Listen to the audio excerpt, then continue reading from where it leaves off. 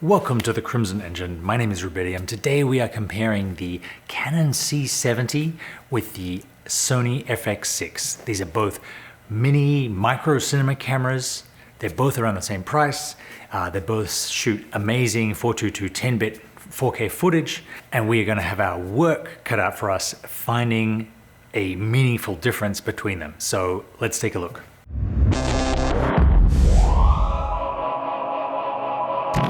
So as you guys probably know, I own the Canon C70 as well as the C200 and the C500 Mark II. I actually have a Masterclass on the C70, which is now available, which we'll get to a little bit later.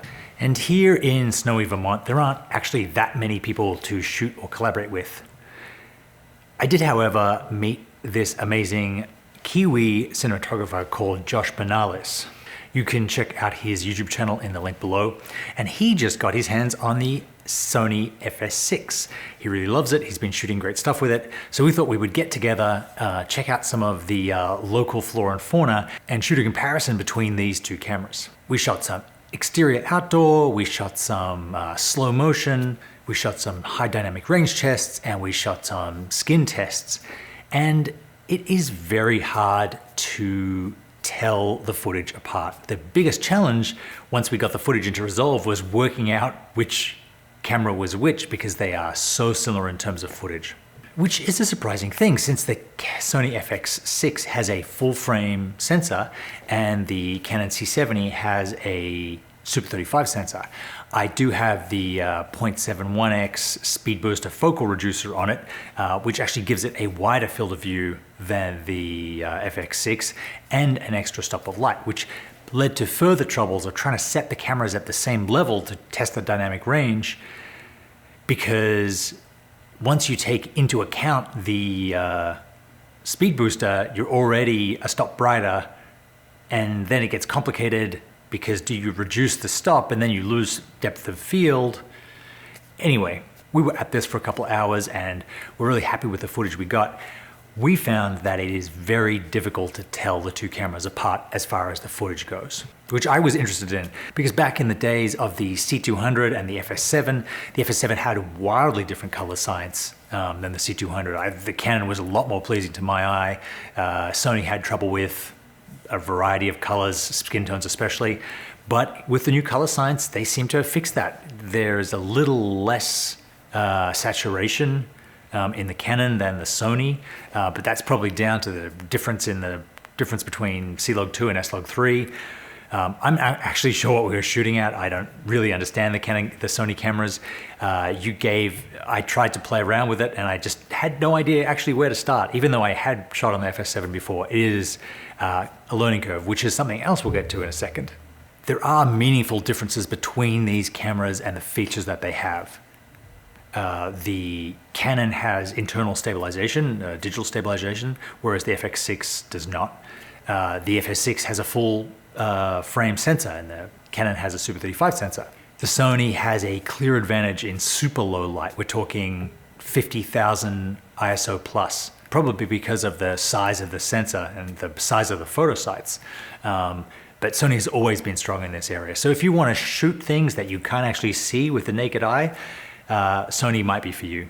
The two cameras are around the same weight. The Canon's actually a little bit heavier, but the Canon is also a lot more compact. It has a built-in screen and XLR ports, whereas the Sony, the screen is repositionable, but is on the handle to start with, as are the XLR ports. So you actually need, it's significantly bulkier if that's a factor. And the C70 is better fitted to be a B or C camera, and might make a little more sense if you're doing run and gun documentary, like journalism in a war zone, or you find yourself halfway up a mountain and you just need to get a camera out and get a shot of something. The autofocus on both cameras is excellent, and I would be difficult to find a difference between them. Sony is eye-based and Canon is face-based. Both cameras have really good tracking, and you can really see that both companies have thrown everything at these cameras to try and get them to be as competitive in that marketplace as possible. The Canon is $500 cheaper, but to get the full frame speed booster, you need to spend the extra $600, which makes it the same price as the Sony. I will say that the Sony has a couple of advantages if you're rigging it to be a more full-on cinema camera.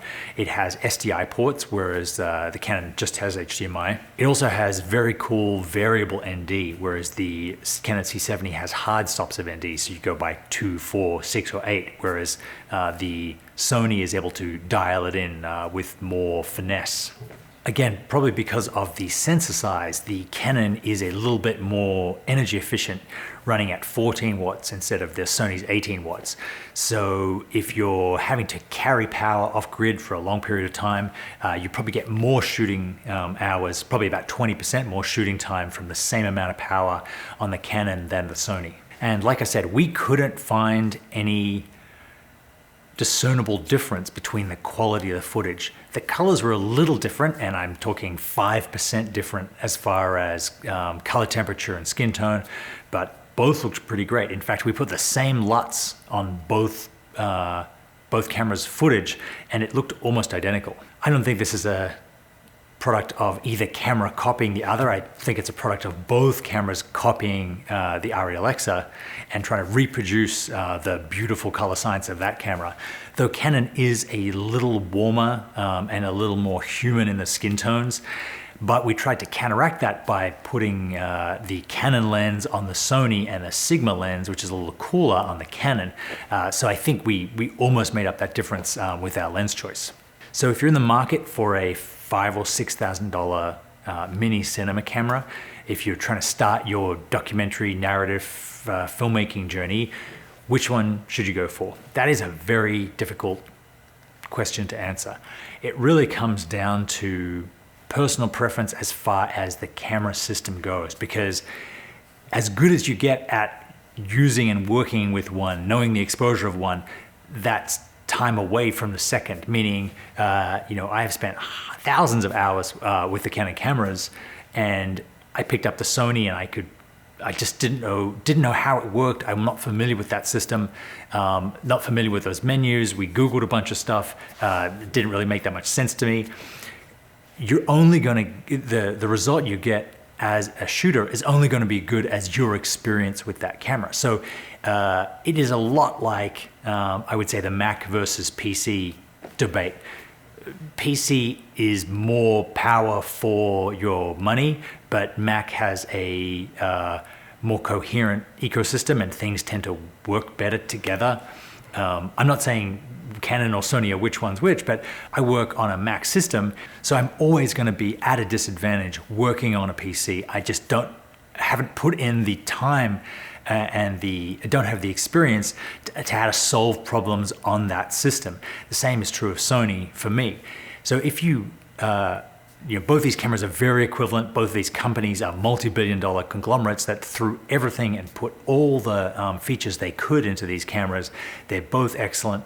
Like I said, they're both almost equivalent. It's going to come down to which camera system are you going to spend your time learning to get good at. Now, if you go down the Canon route, definitely check out Canon Masterclass. I have just released the C70 Masterclass. It's 2.5 hours of training about how to get up to speed with these cameras, how to practice with these cameras, how to grade the footage, how to get the result that you're looking at here, if that's what you want.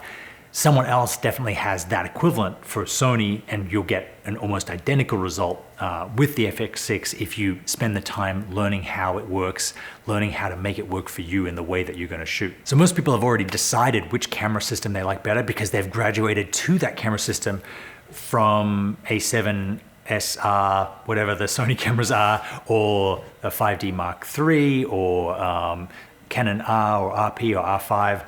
They're familiar with that menu system, that camera system, that lens system. Canon has the R mount, the C70 has the R mount, Sony has the E mount.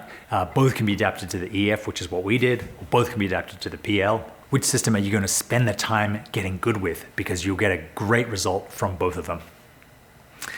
Thank you very much for watching. As I said before, if you decide to go down the C70 route or are thinking about it, check out the C70 Masterclass. It will definitely help you capture your potential with that camera. You can find links to the stuff we used, the cages, the monitors in the description below. I will see you next time.